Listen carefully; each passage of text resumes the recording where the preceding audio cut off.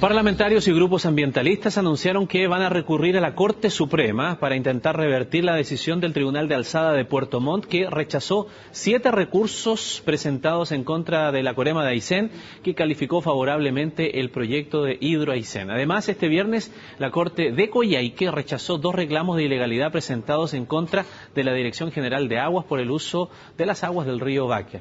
En Santiago, en tanto, el ministro de Energía, Rodrigo Álvarez, afirmó que la decisión de la Corte de Apelaciones de Puerto Montt viene a ratificar la evaluación ambiental tramitada por el gobierno regional de Aysén.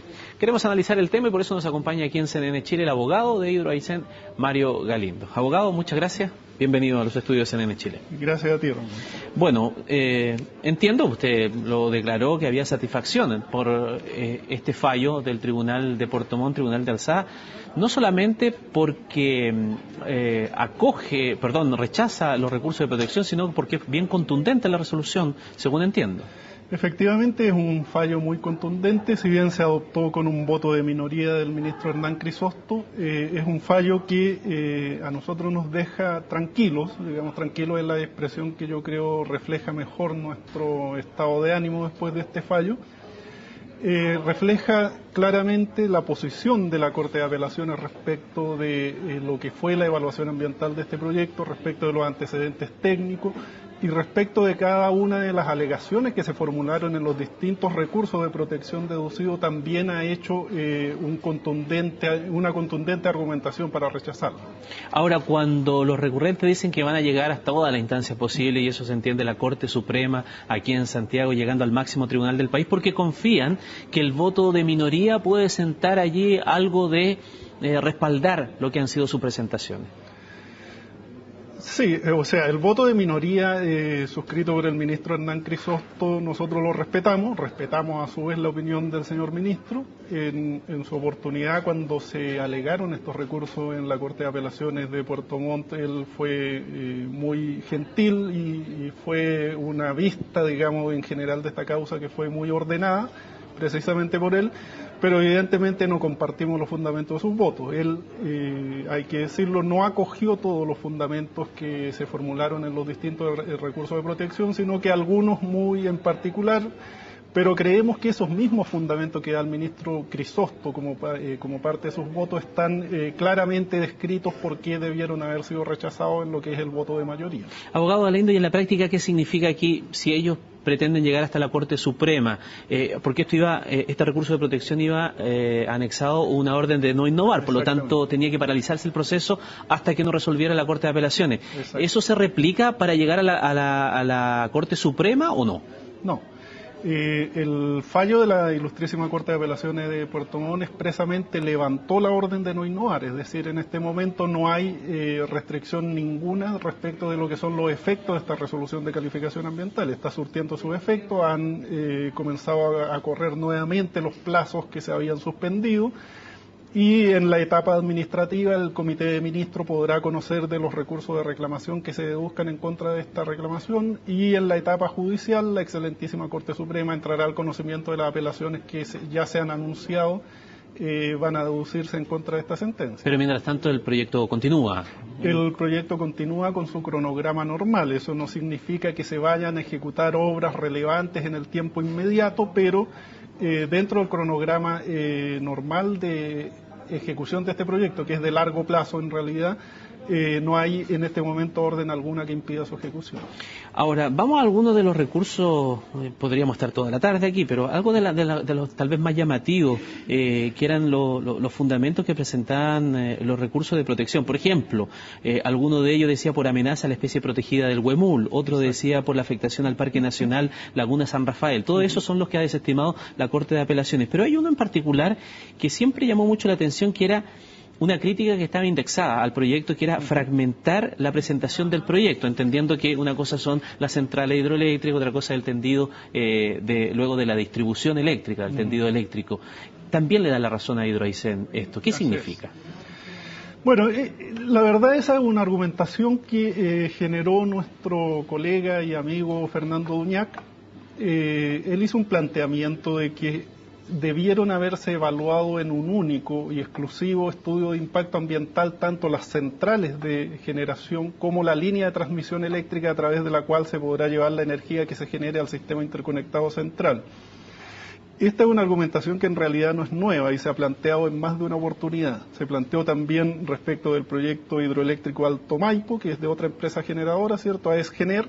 Se planteó respecto del mismo proyecto de Hidro Aysén en un juicio ordinario que se sigue en un tribunal acá en Santiago, que es un procedimiento de lato conocimiento, un procedimiento que ha concluido recientemente con sentencia de primera instancia, que ha rechazado la alegación y la ha rechazado por los mismos fundamentos que lo ha hecho la Ilustrísima Corte de Apelaciones de Puerto Montt.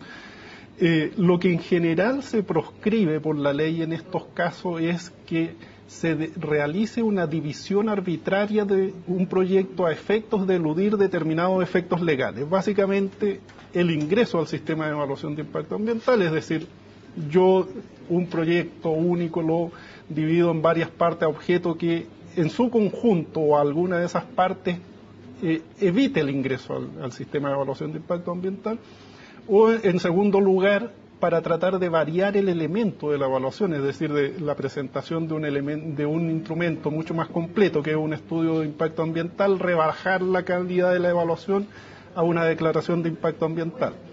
Ninguna de estas situaciones se da acá. El proyecto de generación se ha evaluado perfectamente, como lo considera la ley, y el proyecto de transmisión se evaluará en su oportunidad tal como lo exige la ley a través de también un estudio de impacto ambiental. En consecuencia no va a haber elusión alguna ni del sistema, ni del instrumento, ni de la normativa ambiental que sea aplicable para este caso. Y en eso se me permite una consideración adicional. La misma alegación, las mismas personas, incluso el mismo abogado patrocinante, planteó esta misma materia y lo hace presente la Ilustrísima Corte de Apelaciones de Puerto Montt en un juicio ordinario. Y si lo ha planteado en un juicio ordinario, no puede replicar la misma alegación a través de un recurso de protección. La acción de protección es una acción de amparo, es una acción cautelar, urgente, digamos, cuando no hay derechos debatidos. Y acá, si se ha puesto la misma discusión en un juicio ordinario, es precisamente porque se estima que este es un asunto de lato conocimiento. Y como lo dice además la Corte de Apelaciones de Puerto Montt, es un asunto que ya está sometido al imperio del derecho. En consecuencia, no es necesaria ninguna cautela urgente. Ahora, es interesante esa discusión, porque más allá de lo jurídico, tal vez en el sentido común de la gente que no necesariamente tiene que saber de los aspectos más legales de la situación y de la normativa que hoy día rige los estudios de impacto ambiental, uno dice, claro, pero si se evalúa en conjunto uno podría poner más peros. En otras palabras, lo digo de otra manera, si yo evalúo positivamente el proyecto de generación, no me va a quedar otro paso que luego aprobar el proyecto de distribución, porque no le voy a aprobar el proyecto de sí, generen la energía eléctrica y después decir, ¿sabe qué? Es demasiado el impacto ambiental, no van a poder transmitir esa energía al resto del país. Es como una situación que cae por su propio peso. Pero no digo que vaya a ocurrir en este caso, pero teóricamente eso es perfectamente factible. Digamos, los proyectos en general, digamos, los grandes proyectos requieren de muchas actividades relacionadas.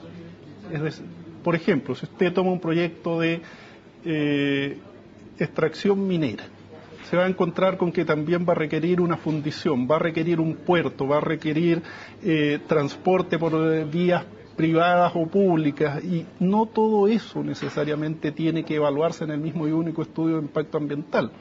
Usted podría evaluar el proyecto de extracción y podría contratar los servicios de un puerto, en consecuencia no tiene que hacer necesariamente la evaluación en conjunto. La misma situación se da acá, digamos, no hay que olvidar que incluso las empresas que van a realizar estas actividades son distintas. Estamos hablando de centrales hidroeléctricas de Aysén en un caso y de Aysén Transmisión en otro, digamos. Y te insisto, lo relevante acá es que no hay ninguna elusión del sistema ni del instrumento de la evaluación. Y cuando se evalúe la línea de transmisión eléctrica por parte de quien presente el proyecto, que entiendo va a ser Aysén Transmisión, deberán considerarse todos los elementos e incluso los estudios de impacto ambiental y resoluciones de calificación ambiental previas que hayan formulado alguna declaración o alguna conclusión que sea relevante para esa evaluación. Es decir, impactos sinérgicos, impactos acumulativos deberán también considerarse en esa oportunidad. Ahora, abogado, también hay otra instancia aquí que es una comisión investigadora que ha estado incluso, hace poco estuvo allá haciendo una serie de reuniones. El diputado Sergio Ojeda estuvo allá en la zona. Hubo una reunión de más de 5 horas, se entregaron más de 40 testimonios en donde algunas organizaciones presentan sus reparos. ¿Cuál es la distinción que hay entre este proceso judicial, no es verdad, esta presentación ante la Corte de Apelaciones, ahora señalando que se llega hasta la Corte Suprema, paralelamente con lo que es el trabajo de una comisión investigadora que más o menos apunta a los mismos hechos, pero desde el punto de vista político?